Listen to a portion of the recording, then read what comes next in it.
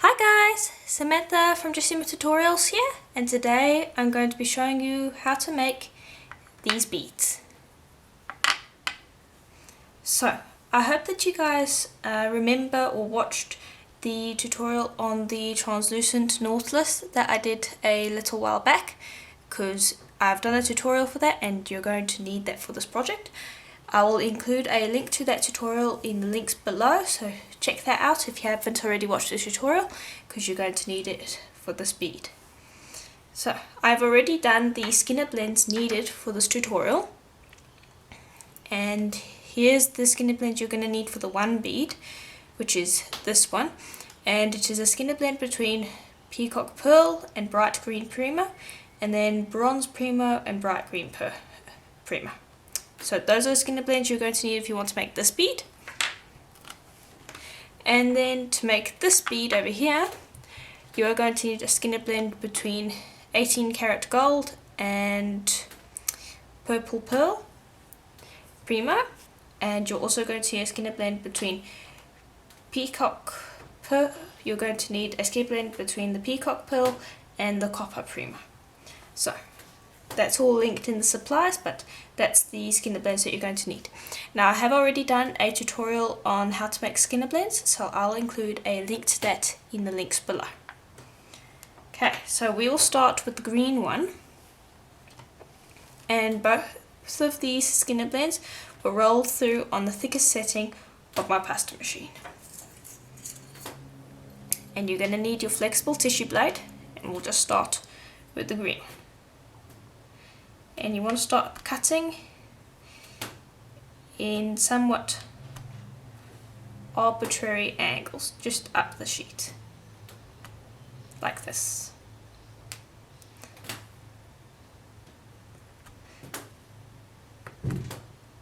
So you can see that I'm kind of doing it at random. Okay, just like that. And I'll just put that to the side, and you want to try and keep those all together.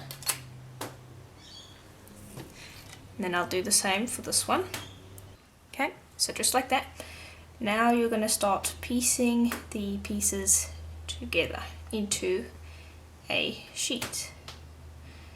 So you're going to need to select specific ones, because what we want to do is we want to prevent having the same colour on the same side. So you don't want to be having bright green on that side twice. So you want to swap between the two. Hope that made sense.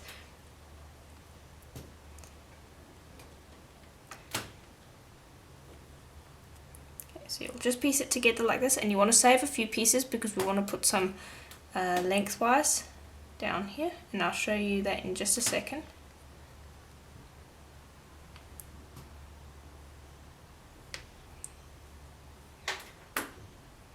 Yeah, and you've cut the pieces, but as you can see you can manipulate them.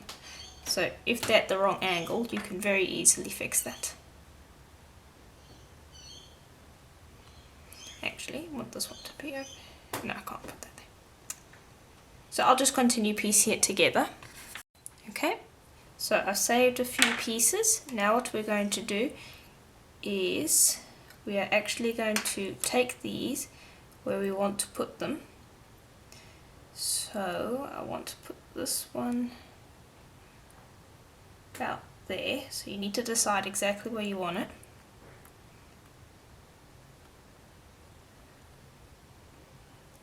Okay, so I want it to sit like that, and then you'll take your blade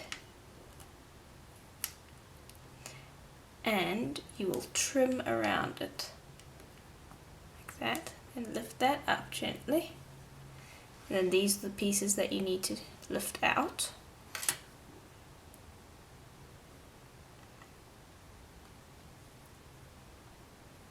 Okay, and always keep those pieces.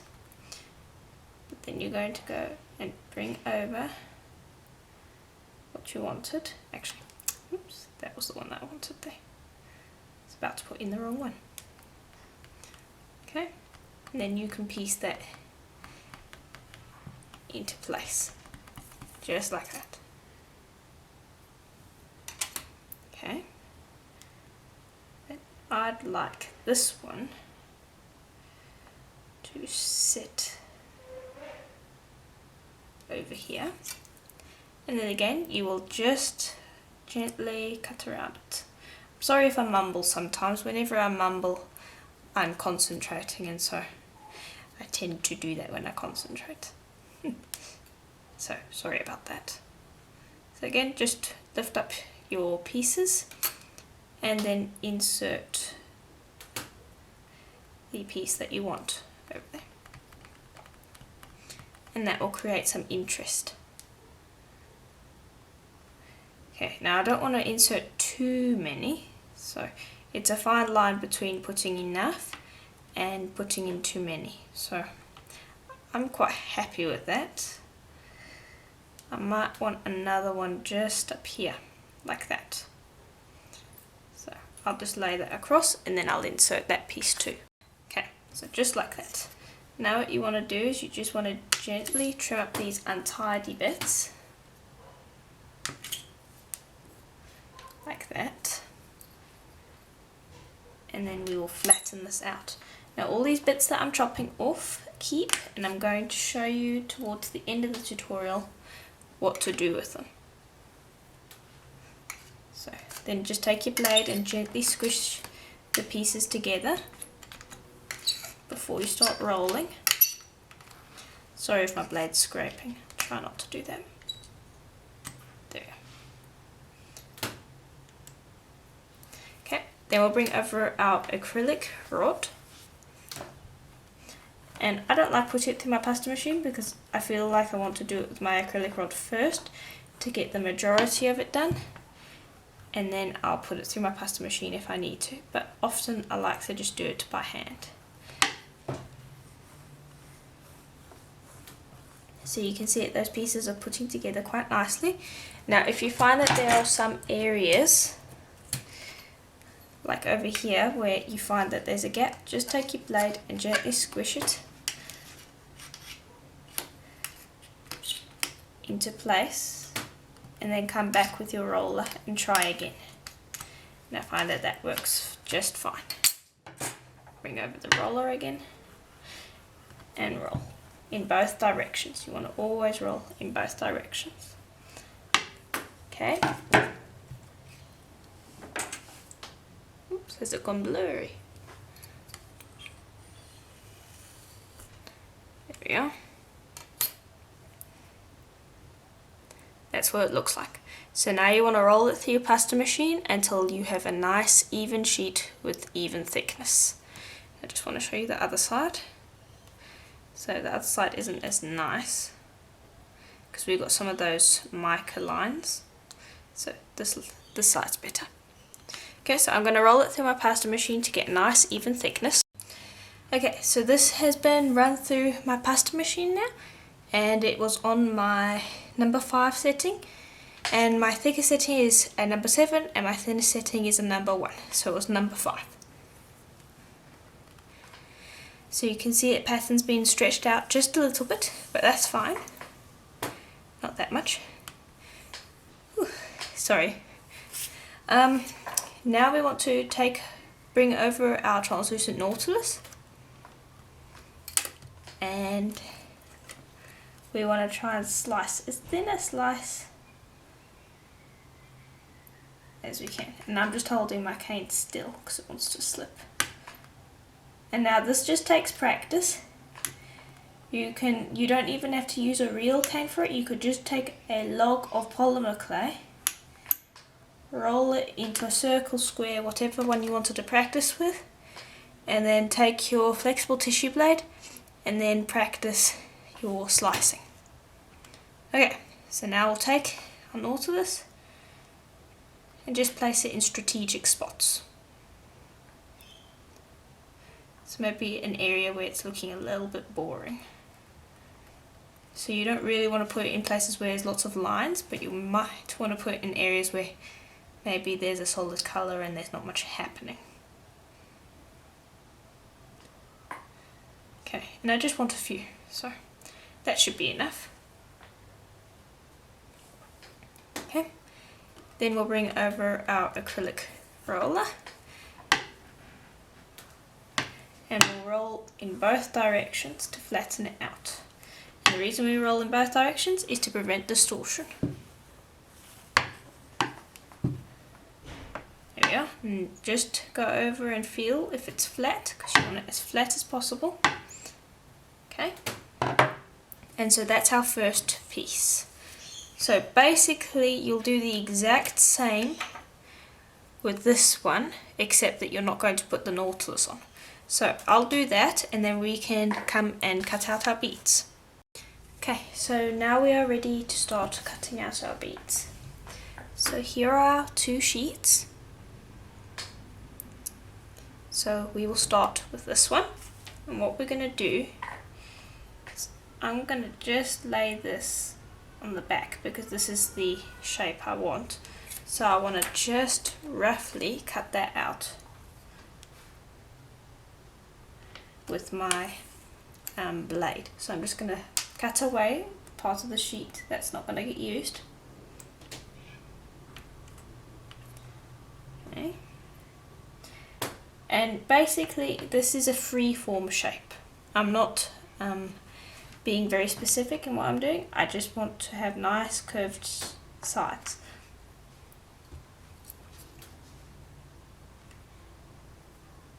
So I'll show you what I mean when I lift up the bead. Just like that. So now what I can do is I can adjust it. So I'd like that better.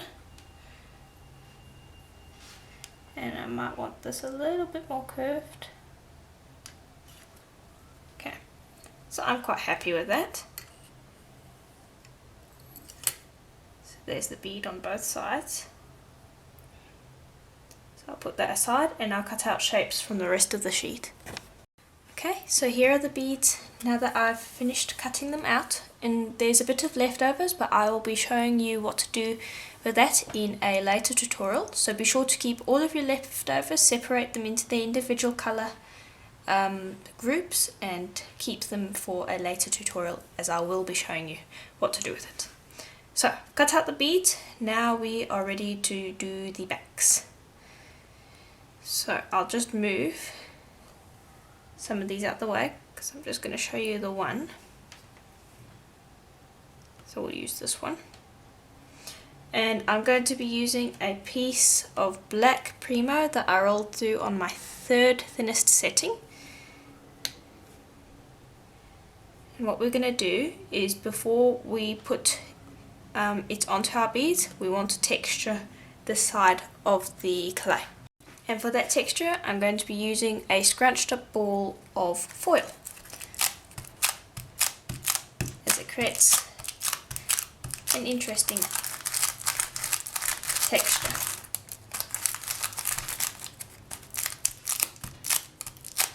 So I'll just continue texturing this until I'm happy that I've got a complete coverage. Okay, just like that. So now what we're going to do is I'm going to bring over some silver mica powder, and this I got from Fire Mountain Gems, so I'll provide a link to that. And I'm gently going to dip it into my finger into the pot, and then I'm going to gently rub my finger over the surface of the texture to highlight it. And just make sure to give it a good rub, because you want to get that mica powder nicely embedded into the texture, because you don't want that leaking onto your fingers while you're working with the other side, because it can contaminate it. So I'll continue doing that until it's completely covered. Okay, so here it is. I dusted it with a fair bit of silver mica powder, and then I textured it with the foil again. So just gonna lift that up. It's a little soft for some reason. There we go. And I'll show you what it looks like. So it gives a really nice texture. So now I'm going to flip that, and we will place our bead down. Okay. then just gently tap to get good surface contact. And then I'll bring over my tissue blade again, and I'm just going to roughly cut it out so that we can work with a smaller piece than we have. Gently gonna cut away these pieces. And now if you're worried about distorting your bead shape, you can just bake up the front part of your bead, the part that I've put on top of the black. Bake that up for about 15 minutes at the recommended temperature for primer, so that it's just set the polymer clay. It's not fully baked, but it will have set the polymer clay enough that you're not going to distort it easily. And then you can do what I'm doing now. Okay, so there we are.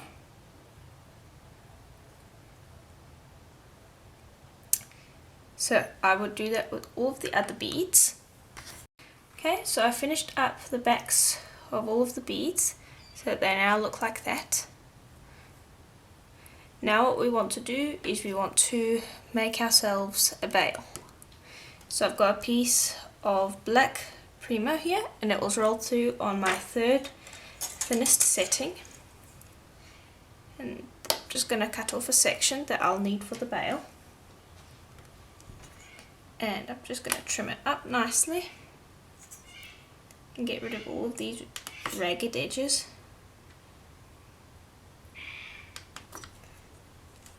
Okay. There we are. Get rid of that.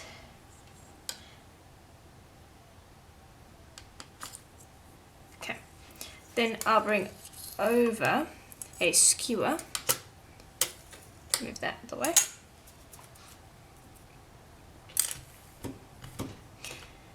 Okay, what we're going to do is we're going to wrap it around the skewer to form the shape, and then we're going to roll it a bit and then pull back, and it will show us exactly where we need to cut. And what I'm going to do is we want to cut at an angle. There we go. And then we'll wrap that around the skewer.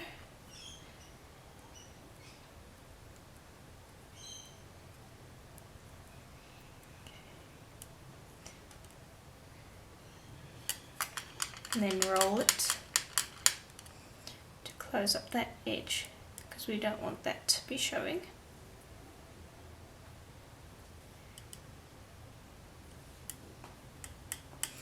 And then smooth over to get rid of any fingerprints. Okay, and then I'll bring the blade over just to straighten it up a bit, because the edges can get a little bit distorted. So I'll just bump it back into place.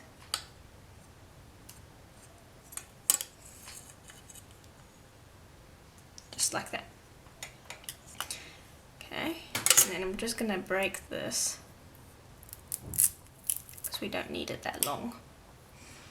Okay, and then I'll bring over a bead. We're going to be using this one again, and I'm going to flip it,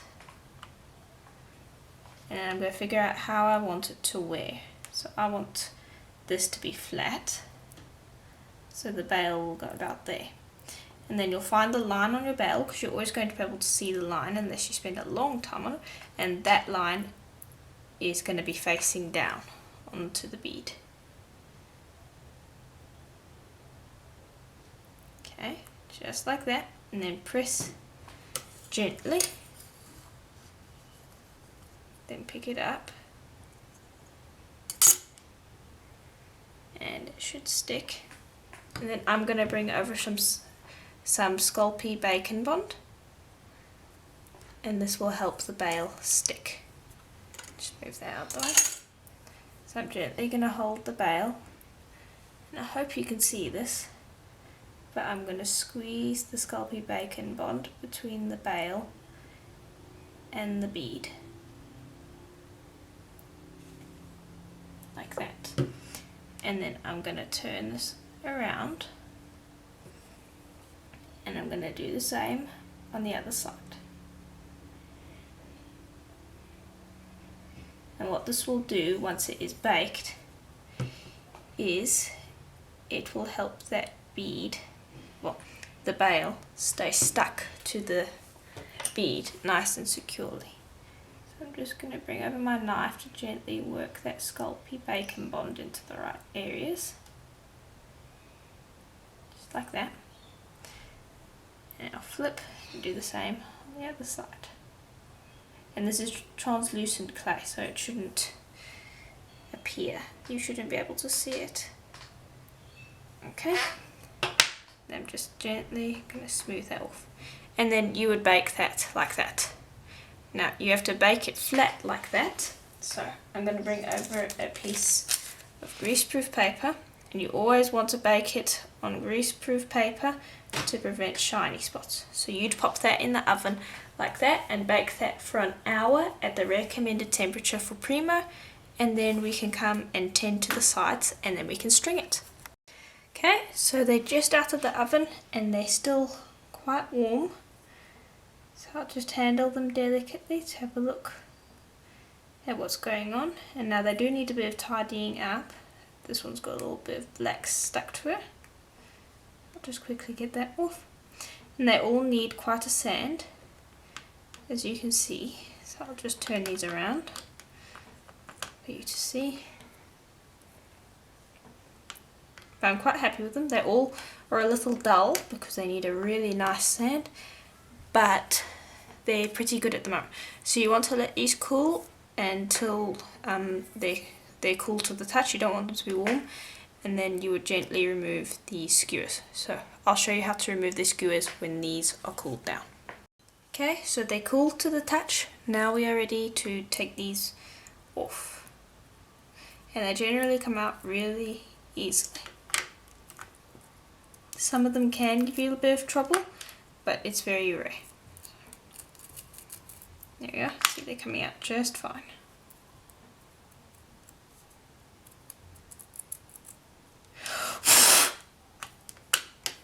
There we go. Some of the wood might have chipped off a little bit, but that you can just blow out. There you go. And that's the last one. Okay, so there we are. All done. Now we are ready to sand them. So I'll just bring over my sanding papers. Okay, so here are my polishing papers, or sanding papers. And I get these off of Fine Mountain Gems. And they go from a 400 grit all the way up to an 8000 grit. So you can get a really high polish with these. So these are what I use. And I'll start with the 400. So I'll just move these out the way. And I'll start sanding the front. And now once I've given them a sand, then we can move on to just finishing up these sides by just smearing along them. Once I've finished sanding, and then once we've finished up with the sides, I'll put resin on them, and then I can show you how to string them. So I just start with my lowest grit, work my way all the way up to my highest grit, and then we'll do the sides of the beads. Okay, so this one has been sanded, and you can see that it's got quite a glimmer to it, and the mica particles have been enriched. So I just wanted to compare it to one that hasn't been sanded. So just so you can see what a difference the sanding can make. So this one's going to have resin on it, but it's also good to sand it in the meantime, but I just wanted to show you the difference.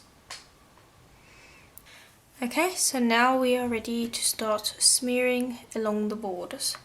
So I'm going to be using silver primo so that we can carry on with the metallic accent. And what we're going to do is, this was conditioned so it's nice and warm, we're going to roll out a little sausage, press it against the side of the bead, and then I like to always have this position so that I am going to be pushing with this finger and I'm going to be supporting this finger with my thumb. So we're going to smear down just like that. and then we will roll it back into a sausage and again smear. And sometimes you might need to do a little bit of a patch up like that, and just smooth it over with your finger quickly and get rid of any bits that might be clean.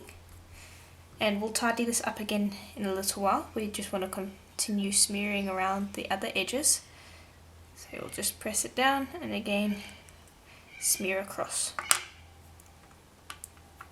and then you'll just want to do a little touch up over there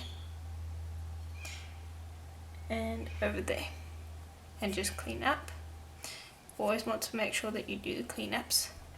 And the importance of the smear is that you smear very little clay onto the side of the bead. It's not a border, you just want to be covering up what's underneath. So just make sure that you get it as thin as possible. So I do the rest of the bead and then I'll show you how to tidy it up. Okay, so I finished up the edges, as you can see. And now what you want to do is you want to go and get a wet wipe, like this, or a baby wipe, basically the same thing. And then you'll go wrap that around your finger and then use that to smooth off the edges. And I find that this is better than just using your finger, because I found that it makes it neater. So, new tip. And it wets up the clay and gets it to stick better, and I've just found that it's better. Oh, and if you're wondering what that noise is, the cat's in the room. Okay, so just going to make sure that it's nice and tidy. Check on both sides. Oops, kitty cat. Okay, so that's ready to go. I've also done all of the other beads, so they're ready to go in the oven as well, and I will just put these in for another half an hour at the recommended temperature for primer, and then I can show you how to resin them. Okay, so they're all out of the oven and they're still nice and smooth, and so they're now ready to be resined. So I'm just feeling over them to see if there are any problems, and there aren't any as far as I can see. So now we are ready to mix our resin. So I'll bring over our ice resin, which is what we are going to be using today. And you're going to start with the resin part of the ice resin, so it's part A. And we are going to be measuring out 2.5 mils. So when you're working with ice resin, you want to measure out equal parts. So 1 part resin to 1 part hardener. And it's vital that you mix out the parts as equal as possible, so always use a measuring cup. And so I'll just measure out 2.5 mils of resin and 2.5 mils of hardener. Now we will move on to the hardener, and you can see that it moves a lot quicker than the resin, which is why I always mix the resin part first. I just find it helps measuring out the parts easier. So I'll measure out another 2.5 mils, and it goes a lot faster. So if you think you might have measured out a bit too much resin, you can always just measure out more hardener, and that will ensure that your resin will cure. Now I'll just bring over a skewer and I'll start mixing. Now you want to mix for about 5 minutes to make sure that it is completely mixed and that the two parts are basically well mixed. If you don't do the step right, your resin will not cure, and this is one of the main reasons for your resin not curing. So just make sure that you're mixing your resin correctly and for a good amount of time. Resin has a long working time, so you can afford to spend 5 minutes mixing it. Okay, so I finished mixing the resin, and excuse the bad colour. I have ordered another resin mat so that you don't have to be exposed to this horrible colour anymore, but it hasn't arrived yet, so for the moment we'll have to work with this horrible red colour. So I've mixed the resin. Now we're just going to take it and drop it over our beads. So I'll just bring this over. And now just a thing that I wanted to mention is these beads do have bails on the back.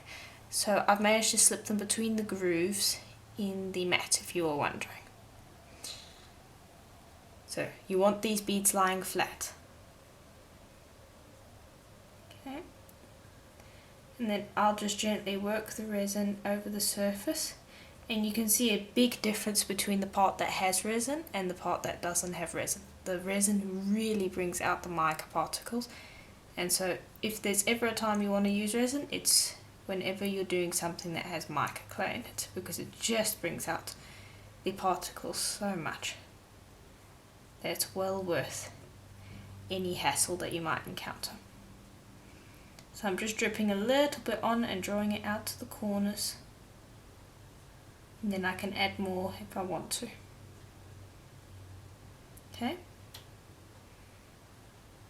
Then I add a little bit more for a dome, and then I'll do the others the exact same way. Okay, so here they are, all finished being resined. I had a little bit of excess resin, so I covered up this bead. And if you want to see a tutorial on how to make this bead and a necklace, how to turn it into a necklace, I have a tutorial on Etsy, and I also have a tutorial in my Patreon community, so I'll provide a link to that in the description below if you're interested. But anyway, I have finished up these beads, so you can see that the mica particles have been upgraded a lot by the resin, which is one of the reasons why I like the resin so much. So I would leave this for about 24 hours, and I wouldn't touch it. You need to resist that urge. And I'd wait 24 hours, and then the resin should be cured, and then we can start to string it.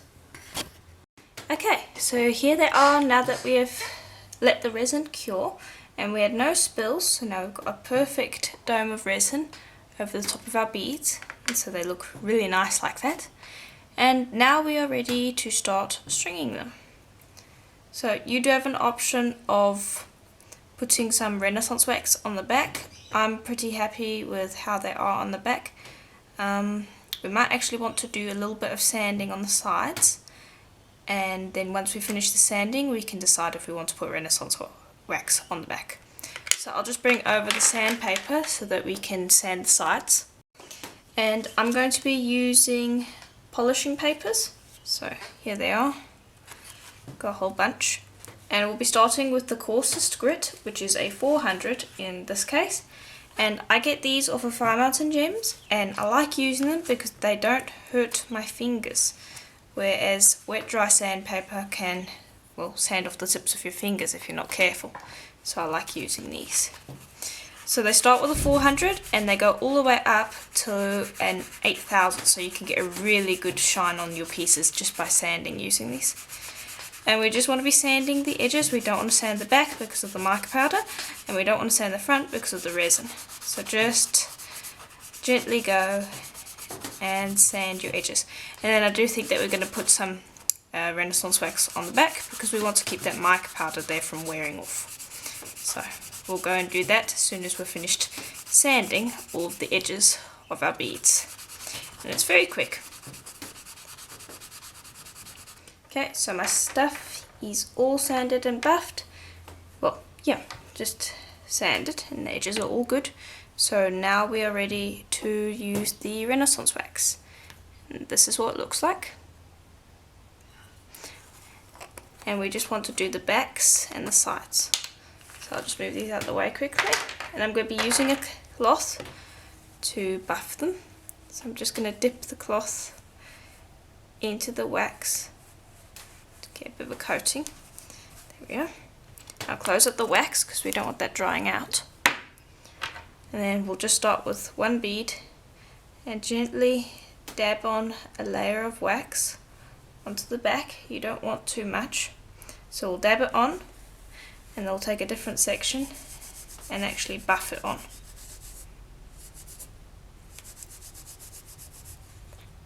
And then we'll do the sides as well.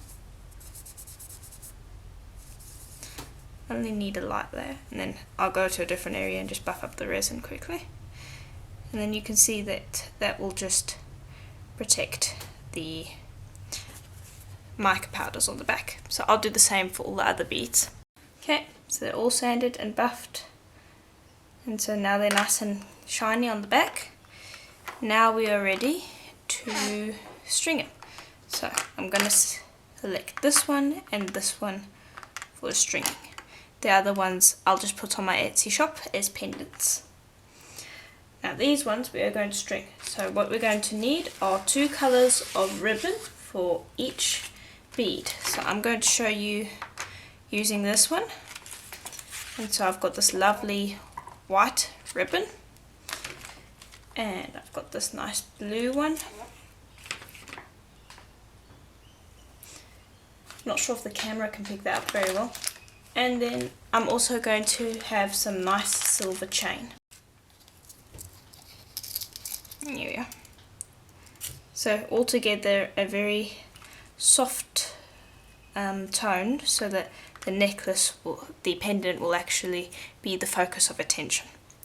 So we're going to cut a 16-inch, well not a 16-inch, actually we're going to cut an 18-inch length of the chain and the 2 ribbons, because we're going to be twisting these together, so you're going to lose a little bit of your length, so just make it longer than you actually want the necklace to be. Okay, so now we've got our lengths. Now we want to put them into our findings. So I've got 2 cord ends, and this one we'll take care of in a minute. So we want to take our 2 ribbons ends and we want to place them together. I'm just actually going to fold them like that so that they can fit into this end over here. And then we're going to bring over our pliers. We're going to try to shut that without the ribbon slipping out. There we are. And close it up and give it a really good squeeze. Okay, and that will take care of the ribbons. Then we got that, and now we want to bring over a head pin, and we want to just chop off the head. Bring over our round nose, and we want to make a small loop. Oh, sorry, I was doing that off camera. Here, let me show you again. I did that off camera so you guys couldn't see. Okay, so you'll grip it in your pliers and just make a loop like that. And then you go back with the pliers and then bend that around the plier so that you get a nice round. Okay. Then we are going to open that up like that. String our 1 charlotte crimp on. And then we are going to take our chain, which is going to be a bit fiddly because we have such a small loop. There we are, went in. And we're going to close that up properly. This is a little fiddly and I have to do it quite far away from my face because you guys need to see it on the camera. So usually I'd have it right up over here so you guys wouldn't be able to see a thing. So I'm struggling a little bit. Okay, then we will take an end cap and we will slip that over like that so you can't see it.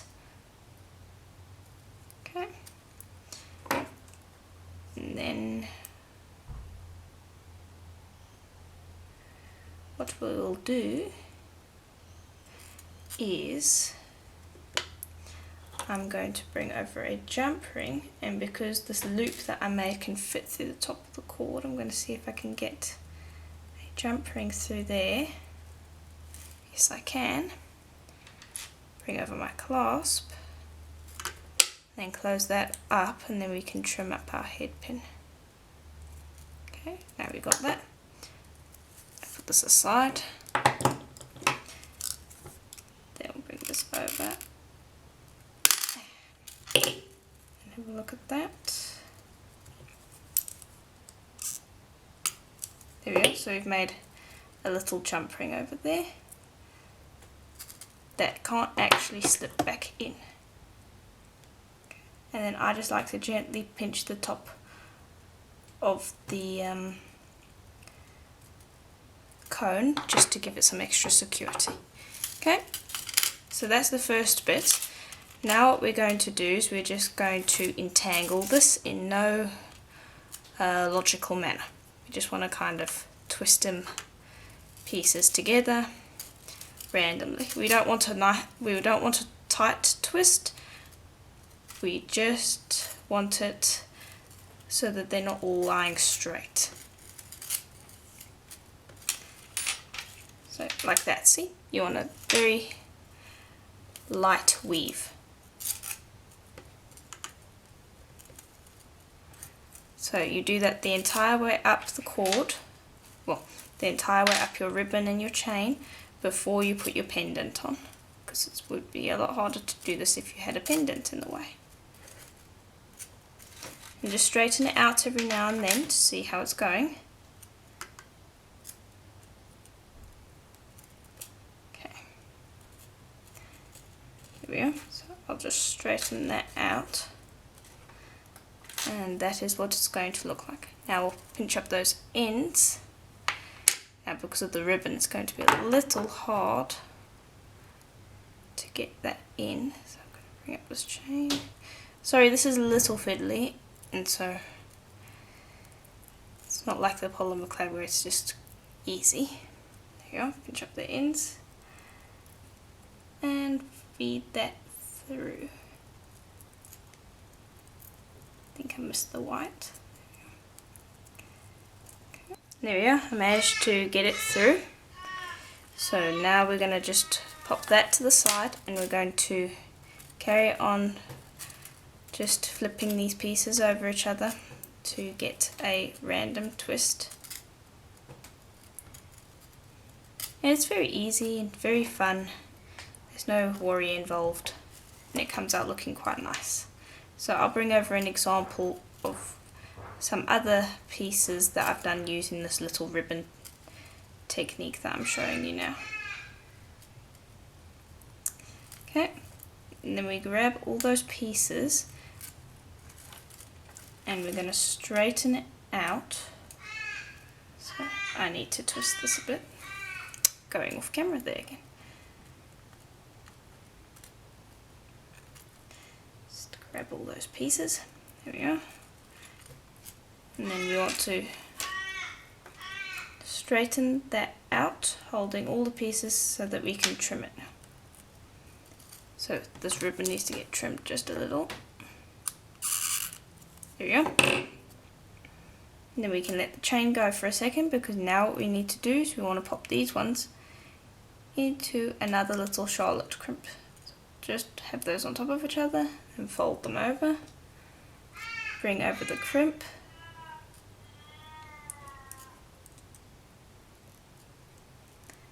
Fold it over. And excuse me, this isn't a charlotte crimp, it's a cord end. Flatten that out. You want to make sure that you give it a good squeeze.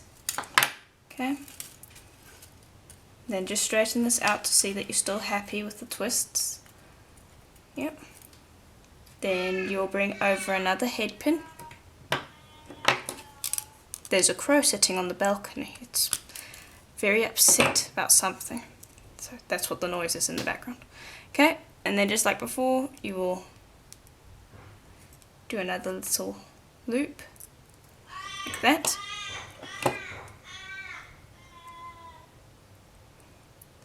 Open it up, put the pliers aside, thread that through.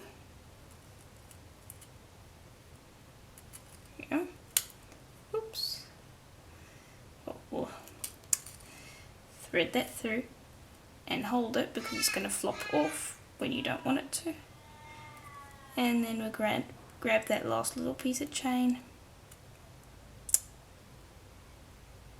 and thread it on. You can see how fiddly this is. There we are. Took a bit of fiddling, but I managed to get it on.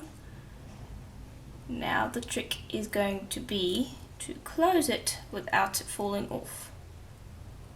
There we are. Close it up. And there we are. Whew, that's the hardest bit of the whole project. That is the hardest bit. Then we'll bring over the bead cone again, slip that over the top, get that through, bring over a jump ring and open that up.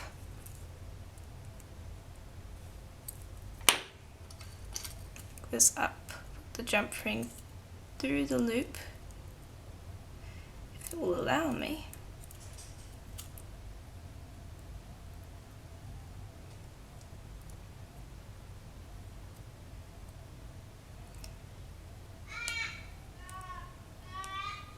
There we are. It's not going so well for me today. This is strange. There we are. Pop the last bit of the clasp on, close up, bring over our head pin and snip off that little nose. Okay. And then go back and check that you got it. Yep. And then slip that back through. Here we are. Okay. And then we'll bring our bead back up. Now you can see that we have a very light twist. So up.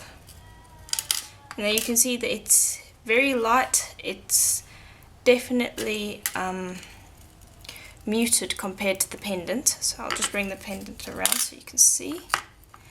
But you can see that compared to the necklace, the pendant is very strong. So that's definitely an upside, because we want the pendant to be the main attraction. And so I would do the same for this one over here. So I'll show you what I've done using this one. And then the other beads over here that we made, those ones I'm going to pop onto my Etsy shop as just pendants, and you'll be able to purchase them like that. But these ones I'll turn into necklaces and pop onto the Etsy shop as well. So I'll show you when this one has got its own necklace. Okay, so I've finished up doing this one, so you can see the entire necklace here. It's a little hard to show you, but when I wear it, this is all much twisted a lot better. So there we are. So you can see it's nice and twisted. And there's the bead. And so there's our two necklaces. That one was just done using green and black ribbon and some copper instead of this one, but it's basically the same. So those ones are quite cute. So I did say that I would bring over an example of what I've done using this threading technique. So I'll just move these out the way. And here's another one that I did. Now this one was a little bit different. I used more cords, and instead of chain I used suede. I used suede, and there's what the pendant looks like. So it's very elegant and it feels nice against your neck, and it also doesn't overtake the initial pendant, so that's a big upside.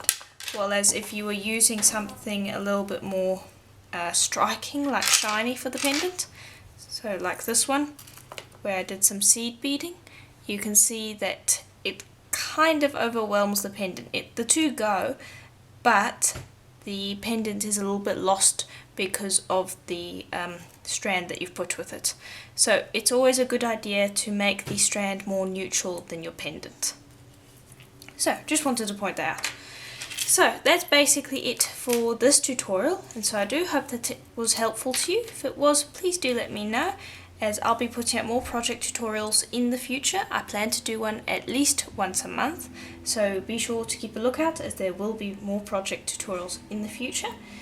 And if you would like more complex project tutorials, I am always posting tutorials on Etsy and on my Patreon account, where I have a community and a whole membership, and there's all sorts of goodies on there that I'm sure you guys won't want to miss. So I'll include a link in the description below for you guys to have a look at that if you are interested, but I will be doing projects on YouTube as well. So I do hope that this was helpful to you, and if it was, I will see you in the next video, hopefully. And as always, I'll see you in the next video. Bye for now!